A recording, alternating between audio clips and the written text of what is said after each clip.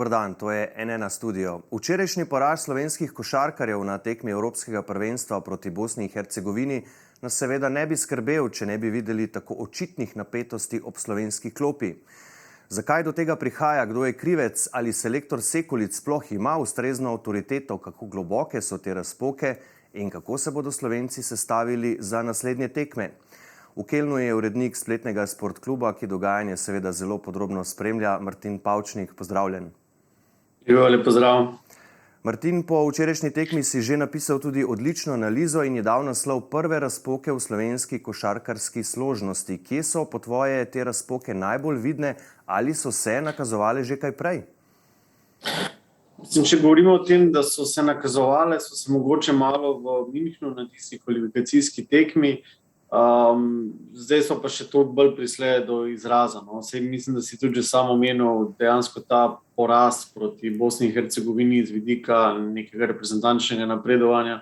Absolutno ni kritičen, ni usoden. Bolj oči bode v te stvari, ki si jih že sam omenil. Zdaj, kje te razpoke, mogoče se sliši malo pompozno, ampak vseeno, več kot očitno je vidno, da imajo igralci in strokovni štab mogoče malce drugačen pogled na način vodenja, na način priprave, v končni fazi se to odraža tudi v sami komunikaciji. In to so v bistvu stvari, ki so včeraj v bistvu privrele na plano.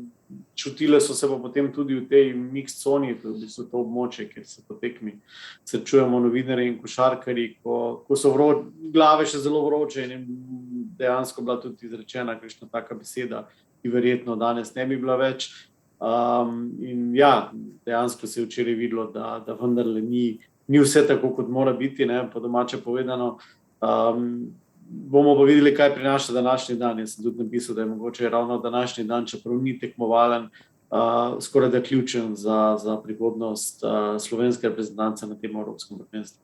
Ja, to je bilo ravno eno od mojih naslednjih vprašanj. Zakaj tako meniš, da je lahko ta današnji dan odločilen? Ja, to je v bistvu ta dan, ko ima slovenska reprezentanta čas, da naj se sliši kot taka floskola, zapre v sobo, odkrito pogovori, odloči na kakšen način in kako naprej, ker še enkrat rezultatsko ta poraz res daleč od tega, da bi bil usoden. Bodo pa v ekipi morali poiskati načine, kako v bistvu učvrstiti neko hierarhijo, kako v bistvu neko igralno idejo udejaniti in iti skupno naprej. Dejansko smo povzemali v vseh teh tednih in mesecih izjave slovenskih košarkarjev o neverjetni energiji, o izjemni koheziji, o kemiji, ki je absolutno vladala. In jaz sem pa tudi enkrat napisal, da ta kemija ni samoumevna in ni večna. Dejansko lahko pride en detajl, nek mali spor, nek drugačen pogled, že prej omenjeni vroči glavi, ki to zadevo lahko razbije. Zdaj, v kakšni meri jo je razbila, so v bistvu gola ugibanja. Zato pač poudarjam, da je ta dan lahko toliko pomemben, da si fanti v bistvu nalijejo čistega vina in v končni fazi na tekmah, ki preostanejo, uveljavijo to nesporno kakovost, ki pa jo imajo. Ja, ko si omenil to kemijo. Včeraj je pač ni bilo videti in tisti, ki smo tekmo gledali prek spleta, smo lahko videli tudi en del dogajanja med minutami odmora in res je bilo kar napeto. Selektor Sekulic sploh ni imel nekih pravih nasvetov, vsaj slišali jih nismo v tistem delu, ki smo ga videli. Ekipa je bila poklapana, tudi jezna. Potem smo videli tudi posnetek Dončića, je vrgal plastenko, preklinjal, tudi Dragić in Prepelić nista skrivala nezadovoljstva. Odkud izvira vse to? Izvira ravno iz te tekmovalnosti, ki jo vsi tako zelo radi poudarjamo. Zdaj, slovenska reprezentanca je v teh tekmah, ki jih je zmagovala, izkazala to neverjetno napadalno nadarjenost. To verjetno bi redko našli kjero ekipo, ki ima toliko tega napadalnega talenta in bom zelo plastično povedal, ko gre. Ko Slovenija zadeva, dejansko to ni obrambno naravnana reprezentanca in dejansko vedno tekmuje v tem, kdo bo dal več košov, ker je sicer osnova košarke, ampak verjetno se boste spomnili, da smo mi v Sloveniji vedno poudarjali to obrambno naravnano. Zdaj, seveda, ko imaš ti takšne igralce, kot jih ta Slovenija ima, je logično, da igraš bolj napadalno. Ampak ko se pa ta napadalni stroj malce ustavi, ko nekaj ne gre, je pa seveda zaželeno, da se najde odziv na te težave in da se v bistvu drugače odigra tukaj tudi v obrambi. Tega Slovenija ni storila in se mi zdi, da pri nekaterih igralcih je bilo vidno to nezadovoljstvo, razočaranje ali pa presenečenje, da tudi s klopi ni bilo pravega odziva. To je v bistvu tisto, kar je včeraj med vrsticami, če ne kar neposredno, Klemen Prepelič najbolj jasno razložil. Dejansko ni bilo nekega odziva, včeraj so se uvrstile neke obrambne napake, ki so se ponavljale, in pravega odziva ni bilo in mislim, da je ravno to sodo izbilo dno ali bila to tista kaplja čez rob, ki je določene igralce, ki pa imajo kar nekaj izkušenj, imajo tudi to zmagovalno miselnost, privedla do tega, da so mogoče rekli kakšno besedo, ki je, znova rečem, danes verjetno ne.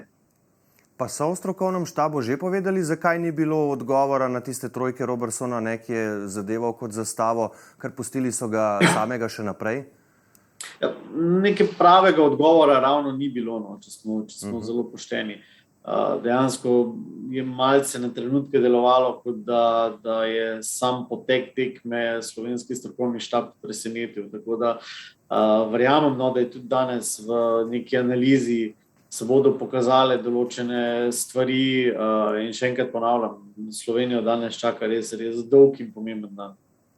Meniš, da je dejansko tudi to razlog, kar je včeraj Klemen Prepelič izpostavil, da pač na začetku so pustili Bosancem rezultat 8-0 in da so takrat pač reprezentanti Bosne in Hercegovine nekako začutili, da bi pa lahko premagali Slovenijo, ki se potem do konca ni več sestavila, tudi če so prišli do 8-9 točk prednosti, so jih pač takoj izgubili. Torej je po tvoje lahko ta začetek bil tudi en del tega problema?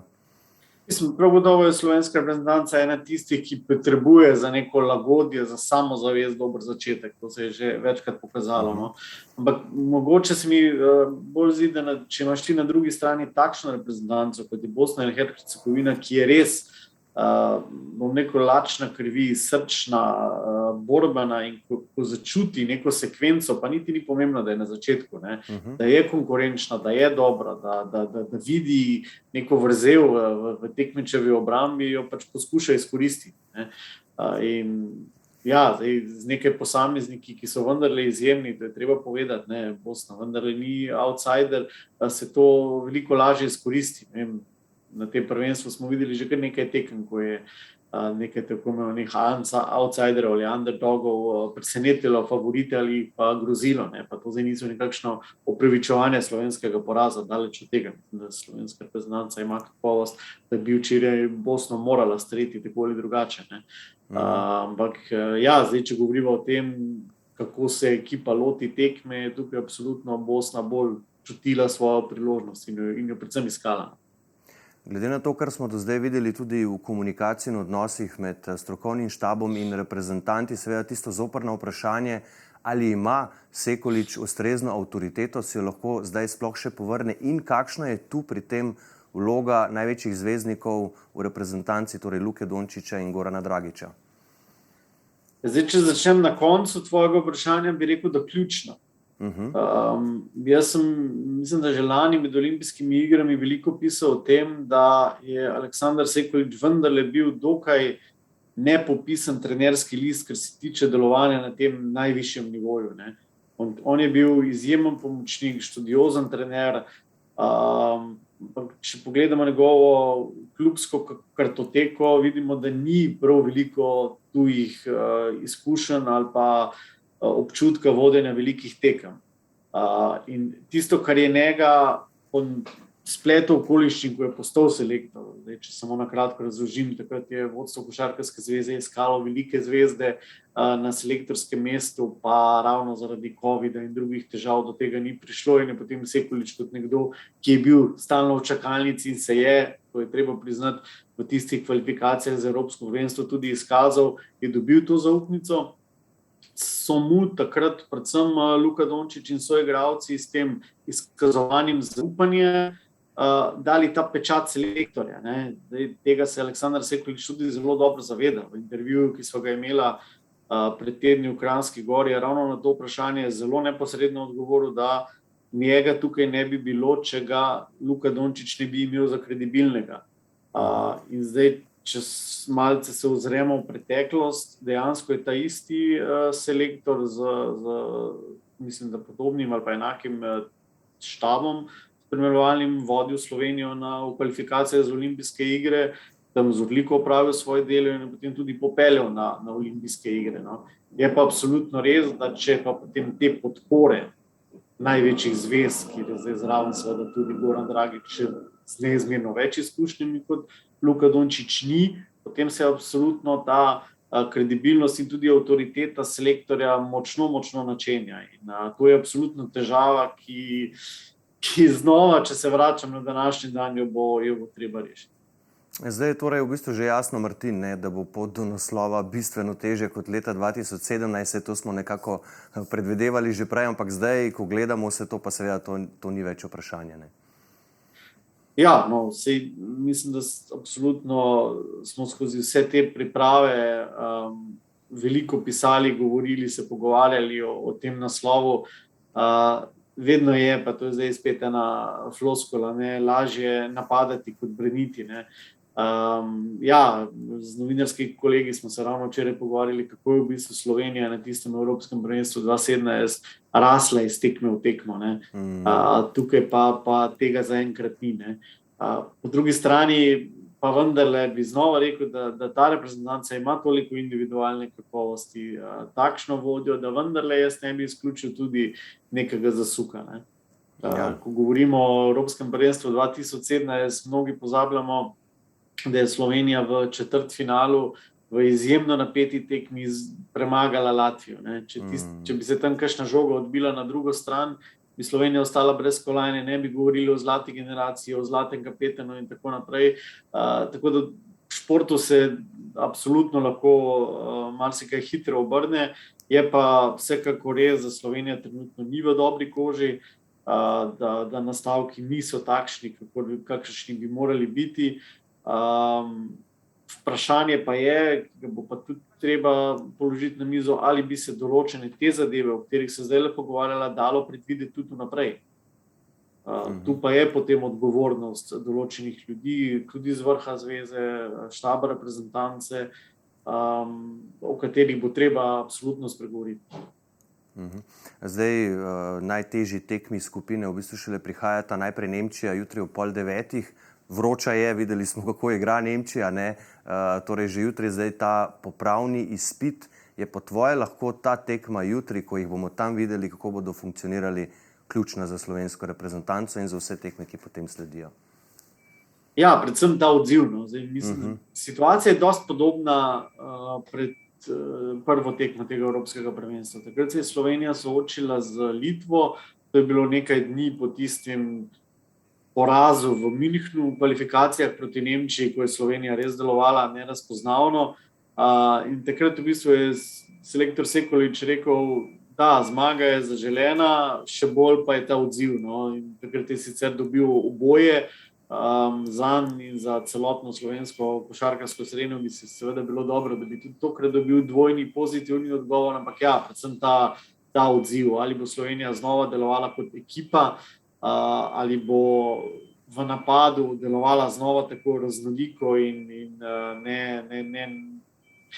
ne osredotočena le na individualne poskuse, ali bo znala v obrambi strniti svoje vrste, ali bo znala preprečiti nemški napadalni skok. Veliko teh elementov, ki sem jih zdaj napovedal, je v bistvu tudi stvar volje. Stvar volje, stvar pristopa, stvar želje, ko govorimo o obrambi, ko govorimo o skoku. In tukaj bo pač ta reprezentanca, ki je tako zelo rada poudarjala, da želi kolajno na tem Evropskem prvenstvu, morala to tudi pokazati. In odgovore na ta vprašanja bomo dobili jutri zvečer. Za danes kolega Martin Pavčnik, najlepša hvala, da si se oglasil z zadnjimi informacijami in pojasnili iz Kelna. Vsekakor se še slišiva, potem se seveda seliš v Berlin, kjer bodo zaključni boji. Upajmo seveda, da bo tudi Slovenija zraven, da bo prišla čim dlje in seveda obranila naslov. Zagotovo se še slišiva. Za danes pa Martin, najlepša hvala in lepo zdrav v Keln. Ja, hvala tudi tebi, Miha. No in še to, ravno si omenil te zadnje informacije. ravno se selimo v slovenski reprezentančni hotel, kjer nam bo na voljo generalni sekretar Rašo Meserovič, in tudi z njim bomo govorili o tem, kaj se je dogajalo včeraj, kako hlajene so glave, in verjamem, da boste o tem lahko danes prebirali tudi na naši spletni strani. Absolutno, torej vsi vabljeni na spletno stran Sportkluba, kjer bodo vse zadnje informacije.